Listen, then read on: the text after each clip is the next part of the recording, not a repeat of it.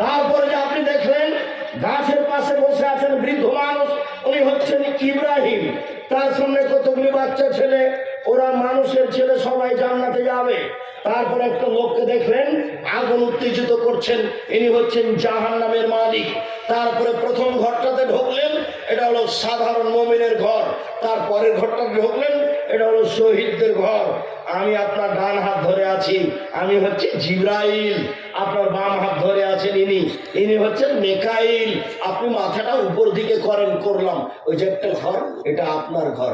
হ্যাঁ, আমি হাত করো মঞ্জলি, তাহলে ছেড়ে দাও তোমরা, আমি এই ঘরে ঢুকে যাই। না না না না না, আপনার বয়স বাকি আছে। যখন আপনার বয়স শেষ হয়ে যাবে তখন আপনি এই ঘরে চলে আসবেন। বুখারী। সম্মানিত দিনী ভাই বোন, আমি আপনাদেরকে কোরআন এবং সহিহ হাদিস মেনে চলার অনুরোধ জানিয়ে চারটা কথা বলে যাচ্ছি। এক, 5 ওয়াক্ত সালাত। কখনো আপনি এটাকে দুর্বল চোখে দেখবেন না। জীবনে মানুষের এর চেয়ে কোনো জরুরি কাজ নেই। নামাজের চেয়ে মানুষের জীবনে কোনো জরুরি কাজ নেই। পৃথিবীতে মানুষের জীবনে নামাজের চেয়ে সালাতের চেয়ে কোনো জরুরি কাজ নেই। 2, হালাল রুজি। 3, কোরআন তেলাওয়াত। 4, দুজন যেখানে বসে আছে সেখানে বসবেন না।